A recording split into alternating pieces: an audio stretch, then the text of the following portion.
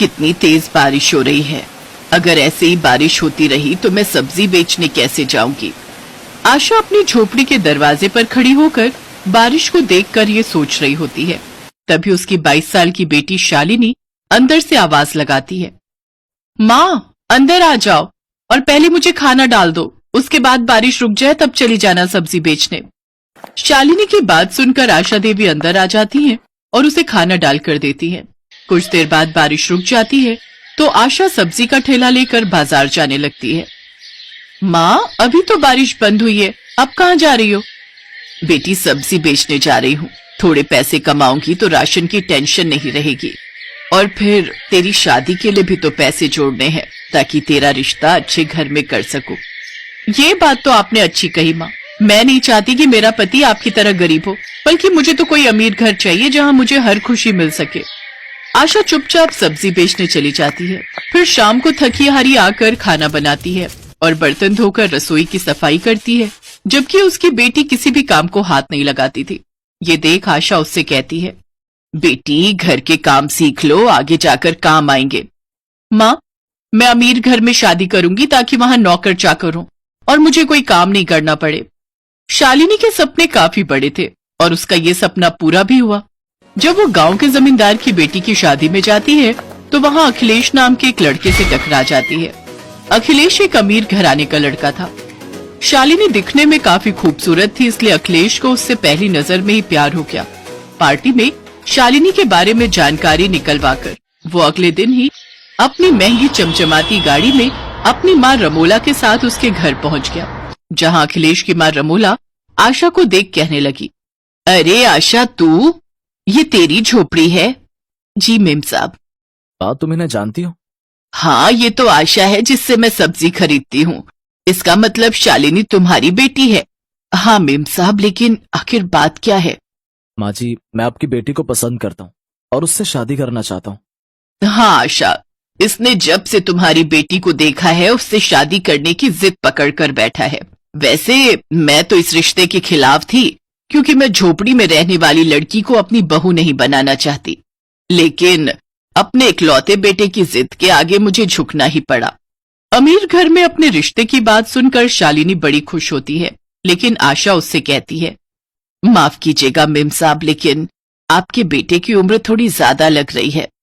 माँ 8-10 साल बड़ी उम्र होने से कोई फर्क नहीं पड़ता, मुझे ये रिश्ता मंजूर है। बिल्कुल ठीक कहा बेटी। और आशा, जब हम इतने बड़े घराने के लोग तुम गरीबों से रिश्ता जोड़ने के लिए तैयार हैं, तो फिर तुम्हें भी कोई प्रॉब्लम नहीं होनी चाहिए। ठीक है, जैसा आप सबको ठीक लगे। आशा अपनी इकलौती बेटी की शादी अमीर घर में कर देती है। अमीर घर में आकर शालिनी अब अमीरों वाले तौर तरीके सीख लेती है। फिर दोनों हनीमून के लिए गोवा जाते हैं। उधर बेचारी आशा सब्जी का ठेला लगाकर अपना गुजर बसर कर रही थी। फिर कुछ दिन बाद शालिनी का शादी के बाद पहला बर्थडे होता है। अखिलेश एक बड़ी पार्टी ऑर्गेनाइज करता है जिसमें वो अपने दोस्तों को और क्लाइंट्स को भी बुलाता है। जन्मदिन में आशा भी अपनी बेटी को बधाई देने के लिए आती है। बेटी मैं तुम्हारे लिए ये गाजर का हलवा बनाकर लाई हूँ, जन्मदिन बहुत मुबारक हो। उन सबके सामने शर्मिंदा होकर शालिनी गुस्से में आकर कहती है, आप जो भी हो फिलहाल यहाँ से जाइए, लगता है बेचारी की मानसिक हालत ठीक नहीं है। मेरी तो केवल एक ही माँ है और वो मेरी सासू माँ रमोला है।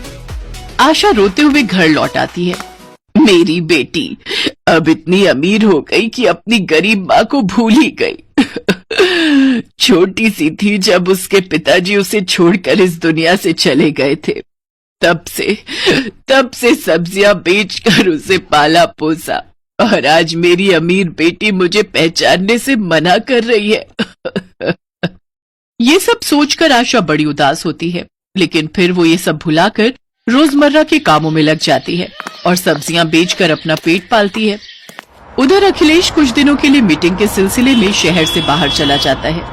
पीछे से रमोला सीढ़ियों से गिर जाती है और डॉक्टर उसे कंप्लीट बेड रेस्ट करने की सलाह देता है।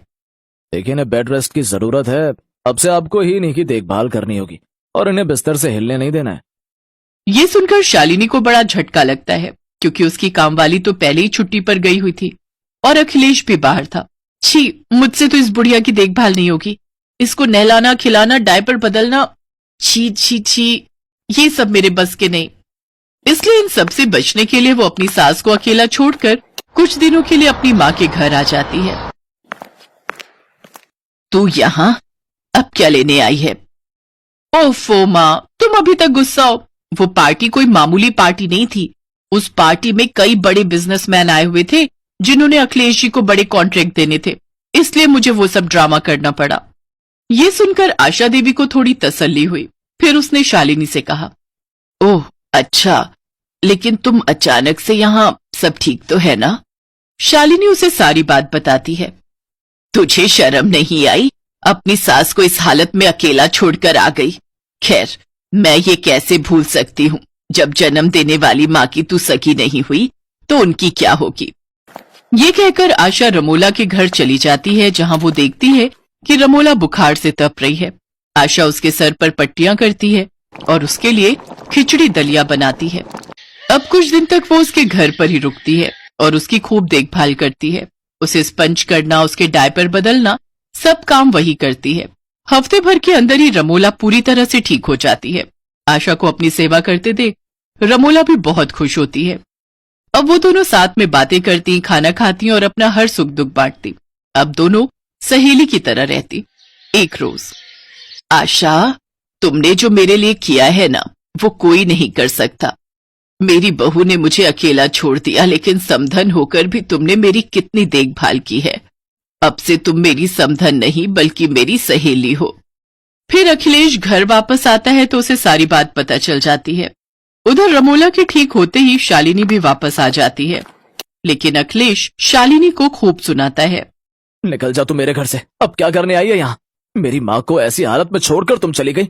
मुझे तुम जैसी पत्नी की कोई जरूरत नहीं है। नहीं नहीं, मुझे ऐसी सजा मत दो, मुझे माफ कर दो। अब मुझे अपनी गलती का एहसास हो गया है। माँ जी, सासू माँ, आप भी मुझे माफ कर दो।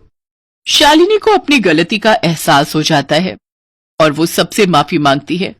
फिर सब उसे माफ कर देते हैं। लेकिन इन कुछ दिनों में आशा रमोला की अच्छी सहेली बन जाती है और जब आशा अपने घर जाने लगती है तो रमोला उससे कहती है, आशा, अब तुम कहीं नहीं जाओगी, तुम अब यहीं हमारे साथ रहोगी। लेकिन भला मैं अपनी समधन के घर कैसे रुक सकती हूँ? समधन के घर ना सही, अपनी सहेली के घर तो रुक सकती हो ना।